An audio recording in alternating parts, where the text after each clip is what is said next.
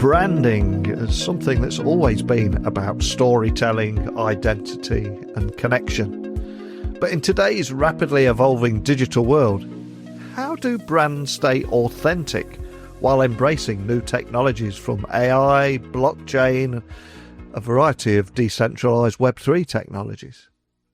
Well, joining me today is Jaime Schwarz. He's the founder of MRKD.art.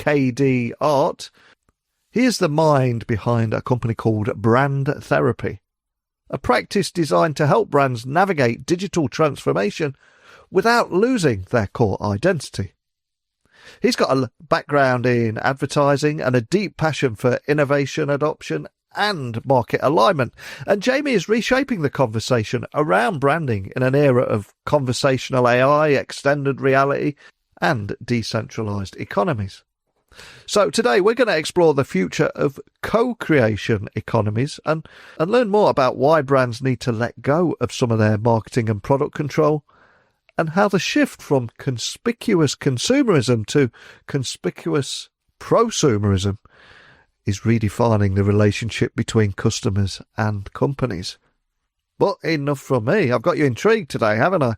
Let's get my guest onto the podcast now to talk about all this and much more.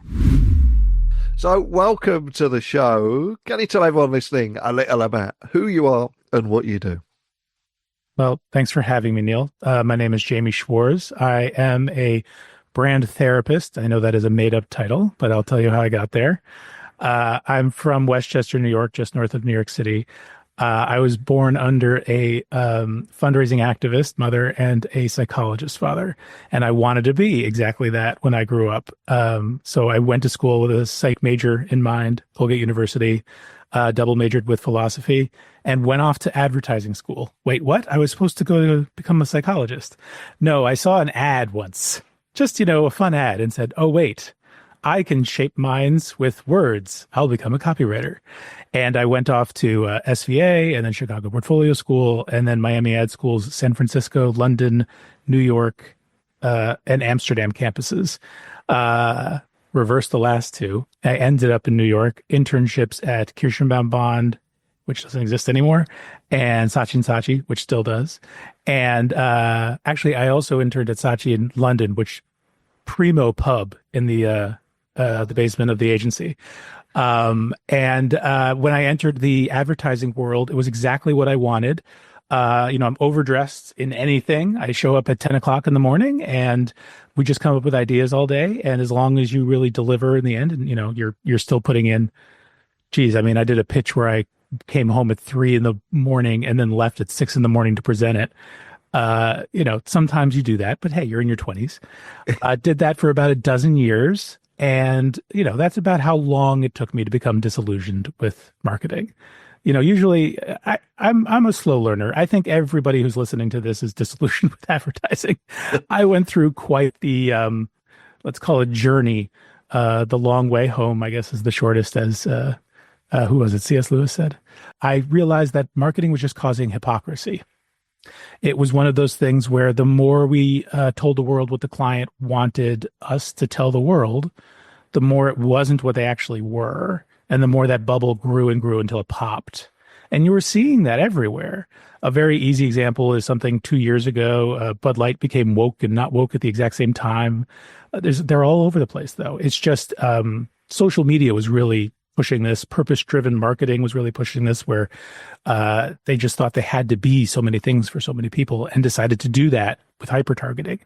So at the same time as I was, finally had the Super Bowl spot, finally won the Cannes Lion, finally was doing, really, I'm very proud of my agency experience. Over 100 brands. It was a lot. I started getting into website building and then product development and then systems development and holding hackathons.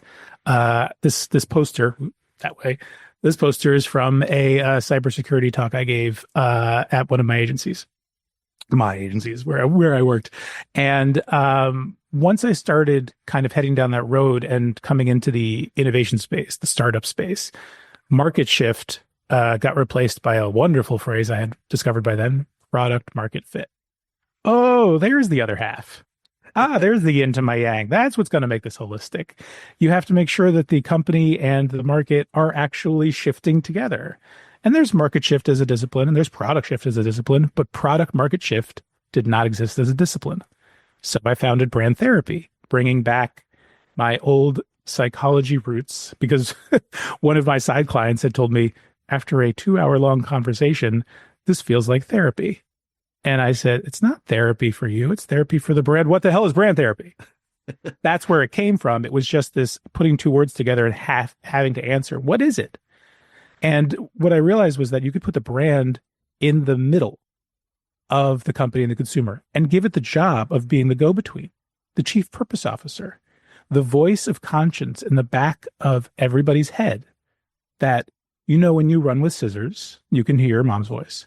When you're running a company, you can hear running with scissors all the time. Whose voice should you hear in the back of your head? The brand's voice, the long-term vision, not your myopic, what do we do? What do we do? How's this going to affect me? And what ends up happening is you think for the long term, you think collectively for the team. You give that same voice to every stakeholder. You have stakeholder alignment. Everybody automatically agrees with the truth because we're all, even the CEO, subservient to the one employee that can never leave, the brand itself. And so it started as a psychological exercise in 2018. And by 2022, I had built out a lot of tool sets and different skills to make it a pretty full service. And that's when AI hit. And I had been working on bots in the B2B space with agencies before I knew it was coming. I knew the conversational media era, as I call it, was coming. So I was ready for it. Brand Therapy was designed for it. And once it finally was there, great. Now we can start with collective intelligence inside the company and a single authentic voice to speak to every single customer one-on-one, 24/7, 365. 2 ears, one for each side, one mouth, speaking the same. Product market fit. Yeah. Product market fit that you find, but then keep shifting to keep. And that's what got me into Brand Therapy. On a side note, 2017, I also filed the world's first NFT patent. I let that sit because, it's me. I'm not Apple. I don't have a team of lawyers or whatever. And that got granted in 2022 as well. So 2022 was a really crux year for me where Brand Therapy became AI empowered and this NFT blockchain-backed patent was granted. And so the Web3 space came into full effect. And that's when I found my co-founder for the TeamFlow Institute, Chris Ure, and Brand Therapy became one half of company betterment services.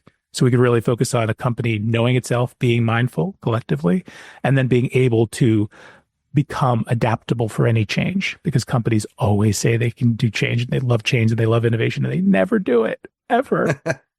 So this is really a company betterment platform of helping a company understand itself so that it can then teach everybody collectively to become adaptable together. And that's the service that exists today while I'm dabbling in Web3, trying to build out marked products with the patent. Wow, what an incredibly cool story. Please tell me you've got Brand Therapist on your passport application. And I'm curious, do you ever wonder how Don Draper would do a pitch in this Web3 era? Because so much has changed from those old pictures that you may have seen throughout your career to now. Do you think much has changed? Oh, my goodness. I am the last generation that walked around with a leather-bound portfolio. And people would be like, I'd say, you don't want a PDF. And I said, what? PDF? Why? Like that's my age. So yeah. I was literally there at that moment that it was ending. And pre-Mad Men, when everybody was saying it, that's who I studied. I took a class in college where I was reading about Rosser Reeves and David Ogilvy and David Birnbach and all the amazing people that created the system that exists today of a copywriter and an art director working together, and then a strategy coming along. I'm so grateful that Miami Ad School had London, of all places, to send me to, so I understood where strategy came from, the birthplace of strategy and planning. And that's so integral. I consider myself more a strategist and have held more CSO titles than CCO titles since leaving advertising. It's just so much more foundational to everything. It's fair to say you have been a pioneer in Web3 and digital branding, and this is a tech podcast. So I'm curious, how do you see brands adopting to technological shifts, not just AR, but also XR, blockchain, VR, quantum computing, all that stuff, while also remaining authentic? Well, it helps to take the long view. It helps to remember, wait a second, we've been through this. It's Web 3. That means there's Web 2 and Web 1. What happened and what is happening again? What's rhyming? What isn't? So I consider Web 2 to be defined by broadband, mobile computing, apps, centralized platform, social media. So when you put all those together, you can now look at the lens of the last 15, 20 years through that, and then look forward and say, okay, so now it's AI, XR, blockchain, quantum. What's converging? What's emerging? What's going to create the next incentives? Google really meant it when they were founded and said, don't be evil. It wasn't their fault. They didn't consciously become what they are today. That's an attention/surveillance economy. It was developed. So if a surveillance economy is what comes out of an attention-based economy, which comes out of a social media economy from everybody on their pocket 24/7, what's going to happen now when we're all talking to AIs? 25% of Gen Z has a character AI that they talk to more than their best friend already. You know, what's happening is we're immersive. As kids, Gen Alpha is paying more for their digital skins than they are for their physical clothes. This is the year quantum is going to break Bitcoin, and the year that we start programming with quantum. The hell does that mean? Yeah. And we're living, with all of these different little bits that are starting to come together in different ways and change our daily lives all over again. So the big opportunity I see, and this is just thematic and where I want to go and my vision, is to use that little quirk about NFTs, which is just that, oh, wait, we can finally own digital media, right? But that also means we could fidgetize physical media, or what the quants call real world asset tokenization, or RWA. I believe BlackRock came out with some article. It said like it'll be a $7 trillion economy in 5 years. And now I know why. Because when you tokenize every product that's in retail, you allow for added value, because now you have the same product that has digital twins in different modalities, different realities, that can hold and gain provenance over time, that can change owners, that can last forever, that the physical product is just one manifestation. So if I wear out something and just get a replacement from the brand, so what? It's just the second edition of the thing that I already owned, because all the value, which has already been shown in the society, is in the brand. But it doesn't have to just be in the brand, because it's the other value that just came around from Web 2, the social value. All those likes, all those shares, all those comments, all those follows that digital objects now have, if I take an NFT around, those are owned by Instagram. Those are owned by X. Those are owned by TikTok. But if you can have the object now collecting and owning its own provenance, holding that value, if I buy a painting and then I digitally tour it around and add 1,000 followers to it, that's worth more. Not because the painter got more famous, but because I added value to that specific one of one. And now play that out with sneakers, play that out with all fashion, play that out with everything that we buy that has brand value around it. If I get a Gucci purse and I go to the Met Gala, that's on there. If I buy a concert t-shirt that has a Latour dates on it and go to half of them, and those are POAPs, proof of attendance, built into the shirt, and the shirt is now the album, because it doesn't have to be a CD anymore. It can just be an NFC chip. Wait a second. We have this phygital economy, and what we've been existing in is conspicuous consumerism. And that means that the assembly line of consumerism ends at the consumer. There's a lot of value add. We see it everywhere. You get the companies that source the material, that turn it into the product, that ship it, that brand it. There's all these different, there's 7,000 steps of those in your iPhone. And those are all value adders, all getting paid from the next person on. but then it stops at that last buyer that consumes and then throws away. But if you're a prosumer, a producer consumer, that means you can buy something, add value to it, and sell it on. The assembly line never has to end. The value add chain never has to end. We can all become a part of it as co-creators. And that means we can leave the attention economy behind and move to the IP economy, where all IP is being transferred around automatically with all the rights included in every object, and we add our own IP over time. This started with Michael Jordan making a co-deal with Nike back in 1985, whatever that was, 30 years ago, and him creating Air Jordan with them. He doesn't own it, they don't own it, they own it together. It's a collab. We see collabs all over the place now. We see music, oh my goodness, getting turned into samples that are then, stolen and they sued or whatever. What if every single one of those samples now has a mark on it? And now I can just cut and grab and do everything that we could do in Napster, remix and have fun. I don't need lawyers because the law is going with each object. Smart contracts are acting on the wishes of the creator and every subsequent creator that has any other niche kind of rules that they want to add. And it's building story, it's building value every time. So now I'm not going to be a conspicuous consumer that defines myself by the objects I surround myself with. Look at me with my Nikes and my Apple and whatever I have. I can define myself as a prosumer who leaves his legacy behind in the objects that live beyond him. And legacy is one of those few things in the human condition that are just as strong as the defining of self in the present. You'll care about legacy too.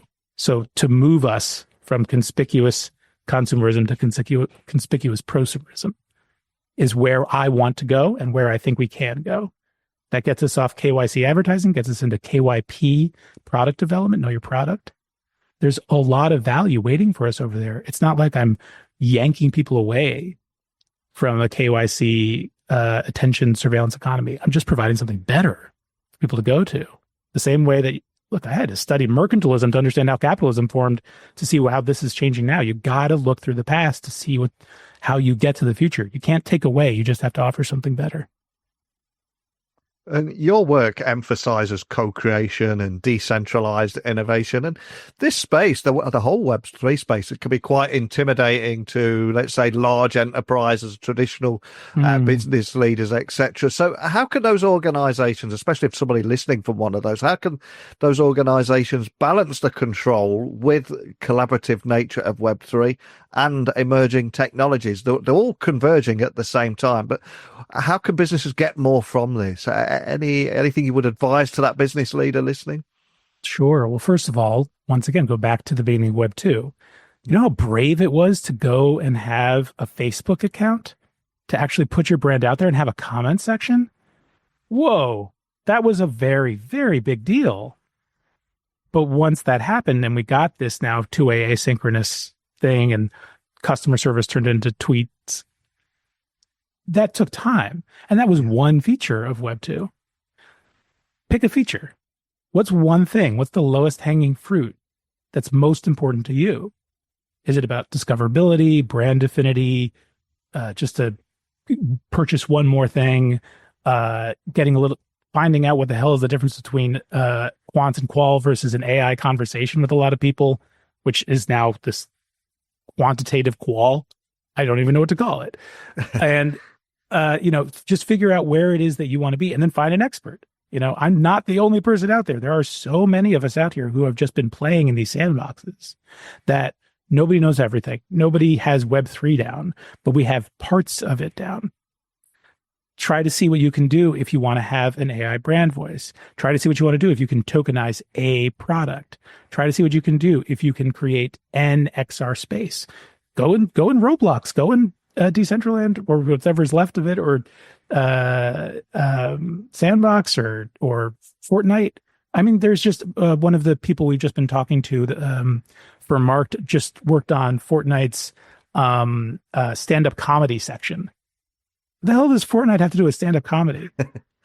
Emergence, it's the adoption. It was a video game that created a permanent space that people wanted to do more things in. and they obliged. And they're creating something that will get us to interoperability, which is intraoperability.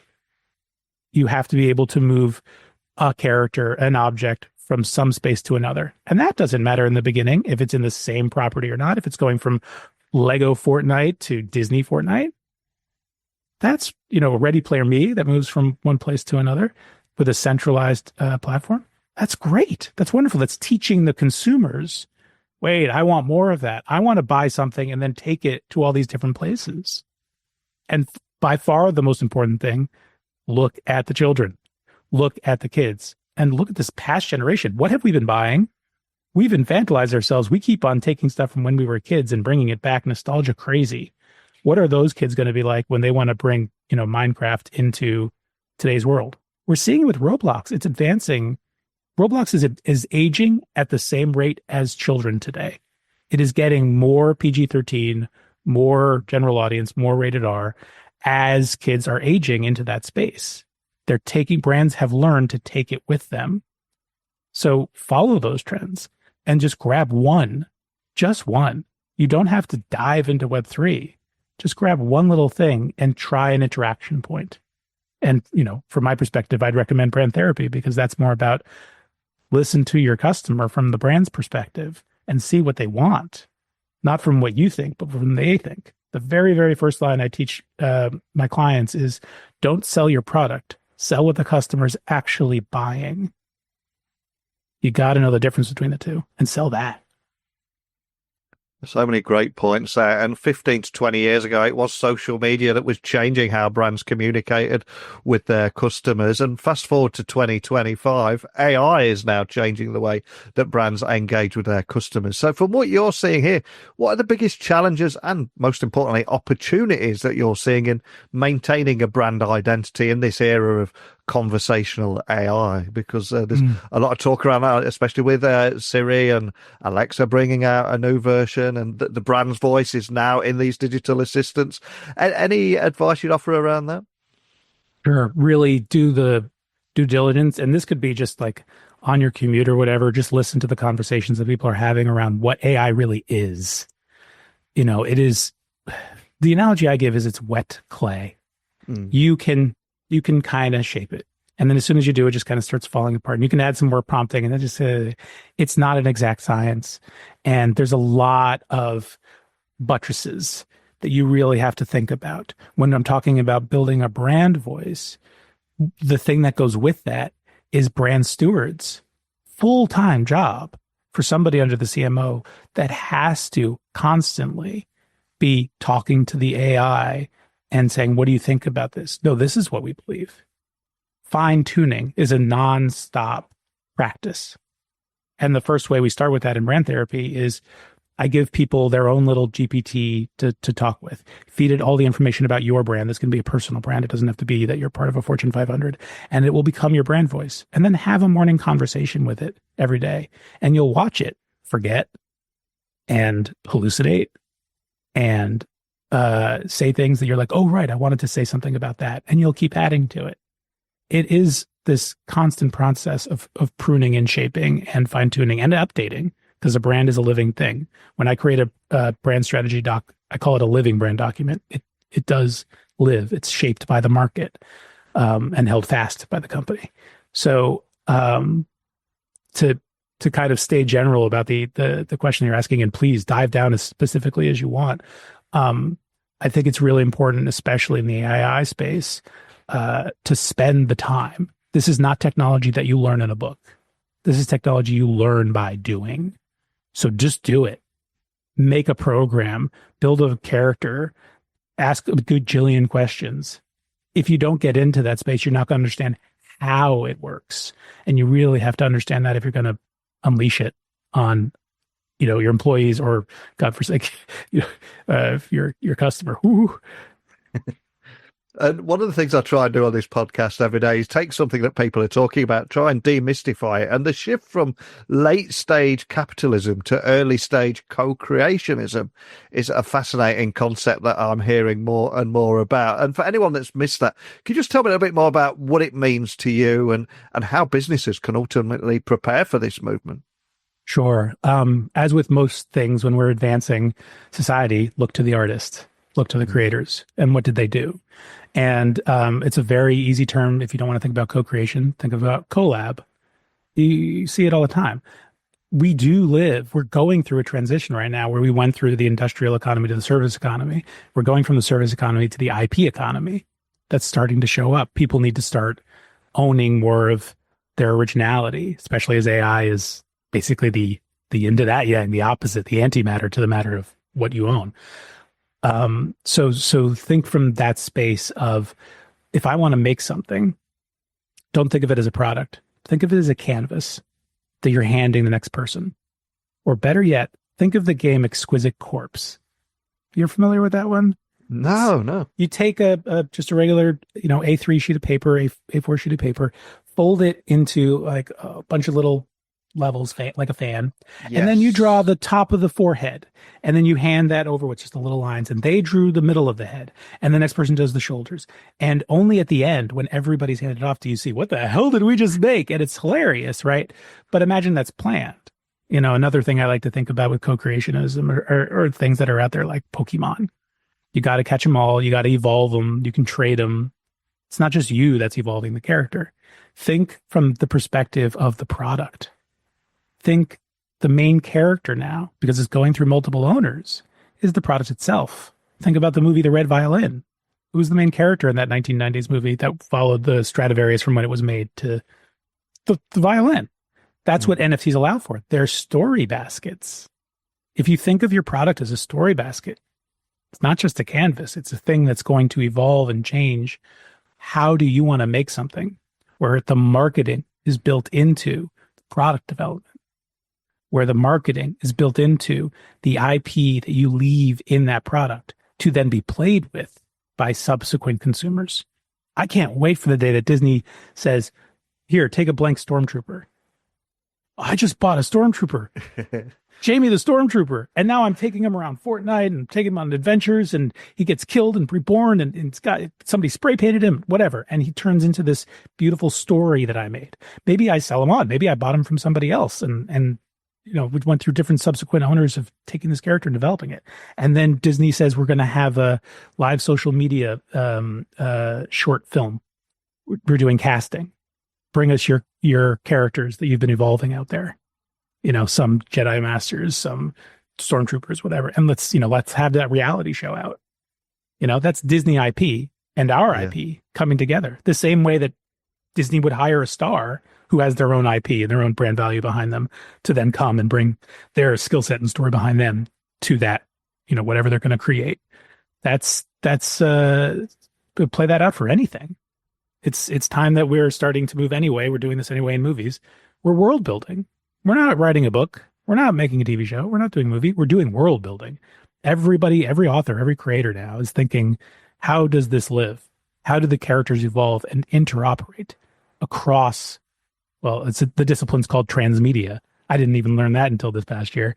But transmedia as a discipline has been around, people call this stuff still multimedia.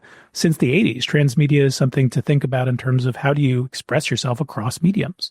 And now that we have NFTs, we actually can physically do that across reality, augmented reality, virtual reality, format changes. How do we want to think about our products that we make, that we're selling to consumers, that will be prosumers, that are prepared for a multimodal existence? It's not about the product you make. It's about the environments they're in, and the product then saying, how do you want me to show up? Am I immersive here? Am I a physical good? Am I interactive or am I not? You can use AI in the product. You can hold a brand voice in your product so that when you sell a product, your consumer, because you can just relationship with them, can have a conversation with a branded, smart contract branded product. Mm-hmm. Imagine you go to a car dealership, and instead of talking to a car dealer, you're talking to what's your favorite car brand? I'm probably the worst person to ask because I don't drive, which is you can say whatever you want. It really doesn't matter. We'll go Aston Martin. We'll go with the Awesome, James wonderful. All right, James Bond. Okay, Bond, Neil Bond. You're out. You're going to look at a virtual dealership, and an AI starts talking to you, but it's in the Aston Martin voice. Then you start talking about the one you want. You want a DB9 Ghost. Ooh. Then the voice changes, and as you start customizing it, the voice becomes not the salesperson, not the brand of the company, but the car itself.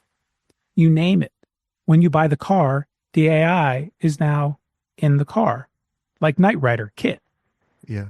You have a relationship. We already anthropomorphize our cars. My cars are a black RAV4 named Lila and a red Mini Cooper named Ruby. If I was going to, it's not, we know this is going to happen. Hey, Ruby, turn the station. Hey, Ruby, tell me where I'm going. Hey, Ruby, how much gas do I have left? Hey, Ruby, you know all of us. Make a playlist for this long car ride. That's something I'm going to build, and I'm going to start that relationship through the brand into the product.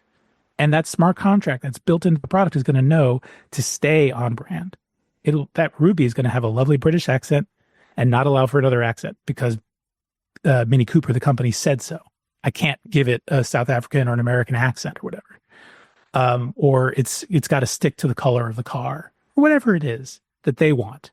And then I'll have my own rules. And when I sell the car, oh my God, am I going to take more care of that car? So when I sell it on, it's got as much value as it possibly can.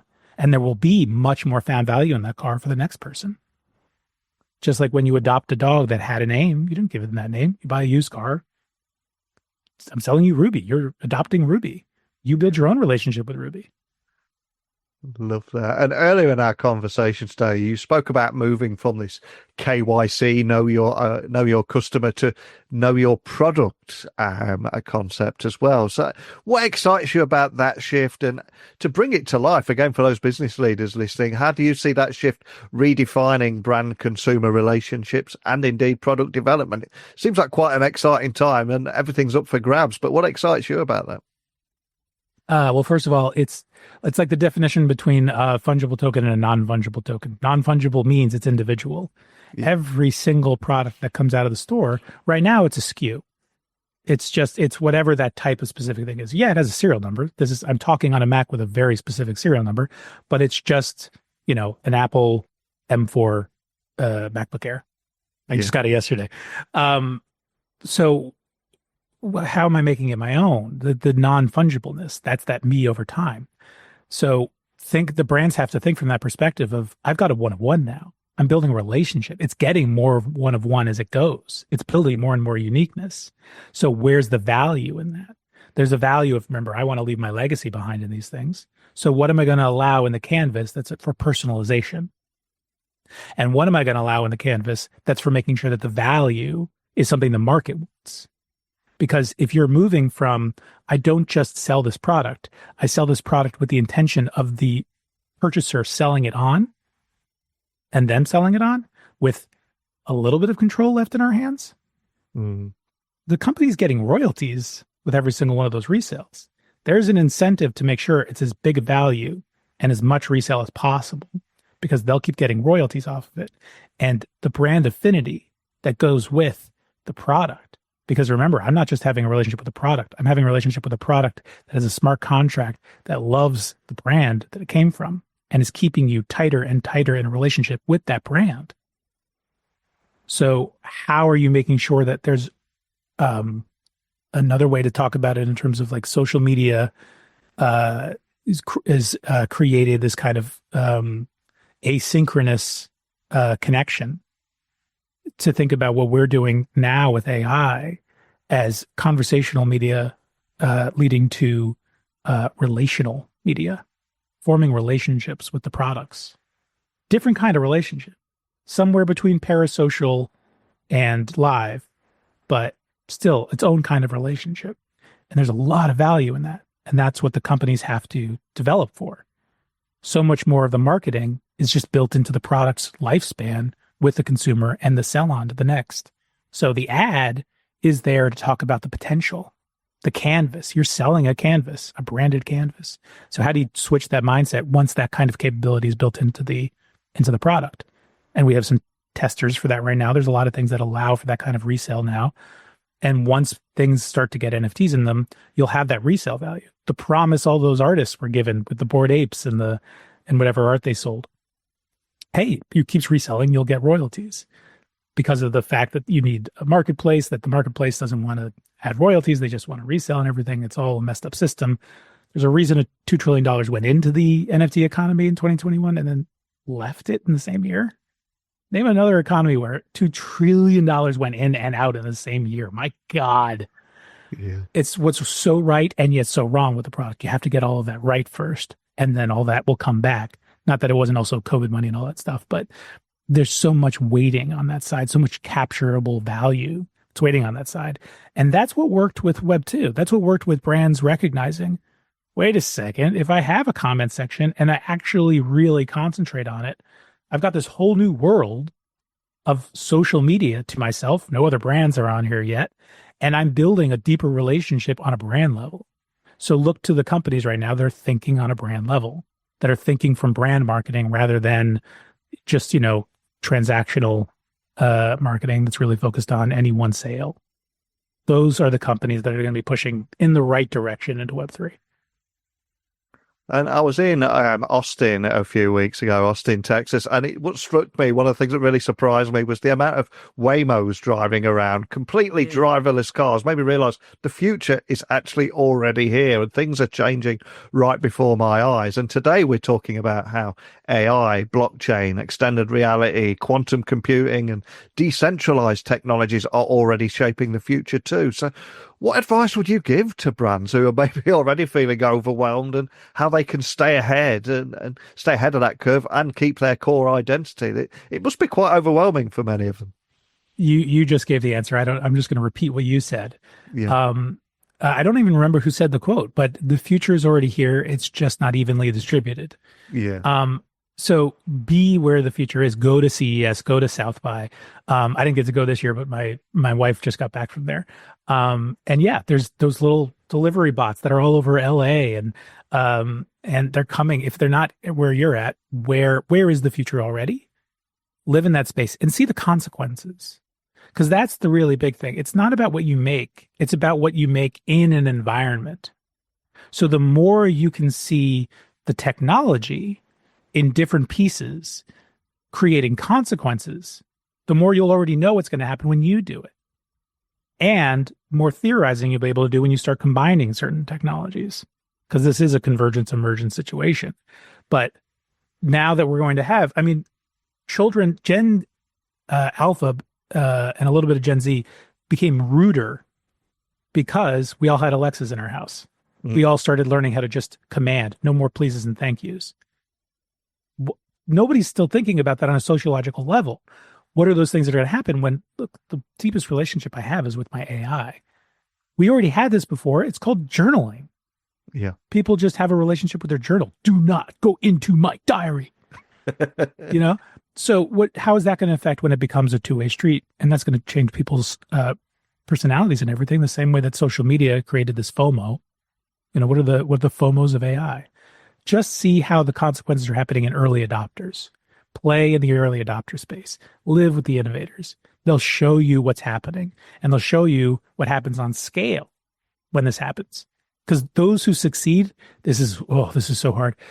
The first people in are usually the failures that show everybody else. That's why Apple's so good. They're never the first ones in. They just make the awesome second or third or fourth in the market, and then just, wow, okay, because you got it right. The first time? No, because you let other people do it right. You should still be that person who's in there first, but on an experimenting level. This is sandbox money. This is play money. This is play for curiosity's sake, R&D money. R&D should never be in the lab. The world is the lab. Innovate, iterate. Do not spend all your budget on a giant strategy and then a product and then a media and throw it into the world. Get used to spending $5,000 here, $15,000 here, $100,000 here on little things and see what happens in the market. A/B test the world where the message is in the medium. You just have some new mediums. So figure those out and play. And then you'll be the first to market and the right thing to market at the same time. And now we're at the point of the show where I'm going to ask you to look in my virtual crystal ball. Are there any emerging trends or anything you see on the horizon that you think will maybe define the next phase of digital branding and marketing in the years ahead? At the speed of technological change at the moment, it can be a year feels like 5 years in old money. But what do you see on the future? What excites you? The one of the sectors of the economy that I've really learned to not like over time, that I'm actually very, very bullish and hopeful on, the influencer economy. Because we've seen that's actually the first kind of prosumerism. You see a social media post, an influencer adds value to it so that it's more visible. They're a prosumer. That's actually where the term came from. So follow the influencers as they become creators and co-creators, co-collaborators. That's starting to happen. They're leading the charge in terms of relational. See how the relationships are also happening on an AI front. Really actually live in that space. It's so hidden. Nobody knows that so large of a population already has bestie AIs. We hear it as anomalies. You got to get in there and actually see what's happening. So spend time in the interaction space with these technologies, and you'll see those things starting to happen where we're getting more and more comfortable with having an AI. We're getting more and more comfortable with augmenting our looks, getting more and more comfortable expressing ourselves in characters in immersive places. Like I said, Gen Alpha is spending more money on their skins than they are on their clothes. That also means they're expressing themselves in not their body. They're living more and more in an avatar. Like that movie, except it's, the movie's just a movie. If that's happening, are we code switching? Are cultures getting formed that we have to now switch behind? What's going on with the people? Understand the evolution of the consumer, and you'll see where everything's going. So that's where I'm most excited about, is seeing that relationship between co-creators, collaborators, influencer creators, and early adopter consumers, and watching them start to build those new kind of relationships. That's where I'm really most excited, where the tech and the people are really melding together, both on an immersion level and an AI level. Everything else is just background. AI for the sake of making sure it works, blockchain for the sake of making sure it's in the background secure and everything is seamless.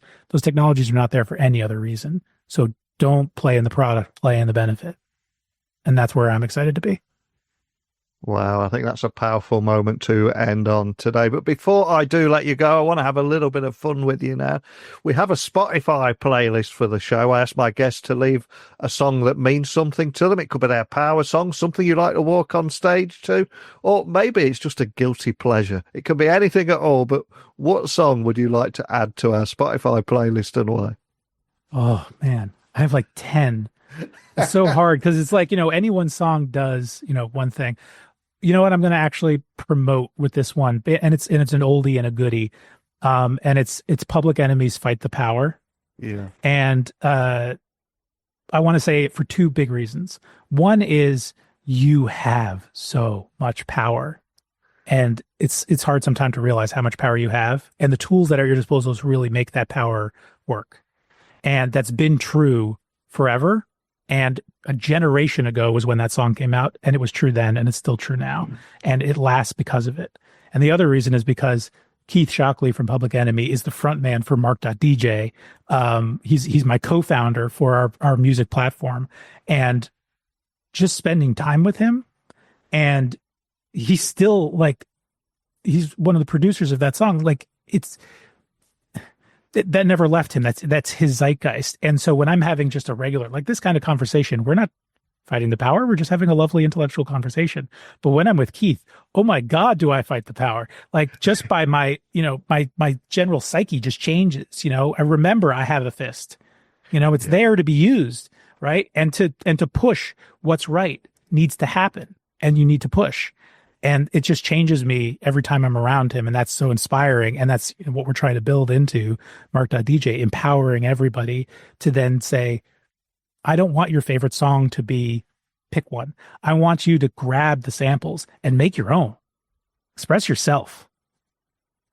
Oh man, absolutely love that. What a great choice. I will get that added straight away. And for anyone listening wanting to dig a little bit deeper on all things brand therapy, or maybe even book a meeting with their very own brand therapist, your good selves there, where would you like to point everyone listening? Where's the best starting point? Well, brandtherapy.coach. I know there's .com and .co and all those others. I'm .coach.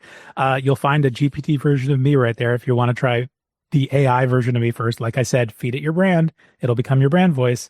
And you can also just find me on LinkedIn. There'll be a lovely bearded man smiling right back at you.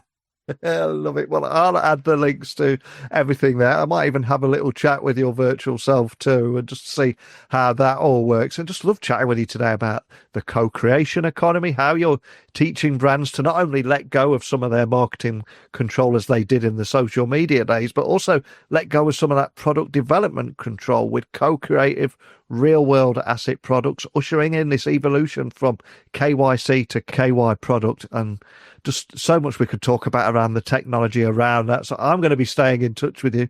I'd love to get you back on maybe next year, see how things are continuously evolving. But man, thanks for starting the conversation today. My absolute pleasure. And we'll see if it's me or my AI next year. Bob Dylan may have said that the times they are changing, but I think the rules of branding are changing too. And as Jaime pointed out, we're moving into an era where consumers are no longer just buyers. They're creators, co-owners and contributors to the products that they love.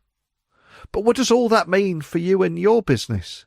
Should your brand lean into AI-driven relationships, experiment with digital asset ownership, or focus on authenticity in this increasingly decentralized world? And of course, there isn't a one-size-fits-all answer.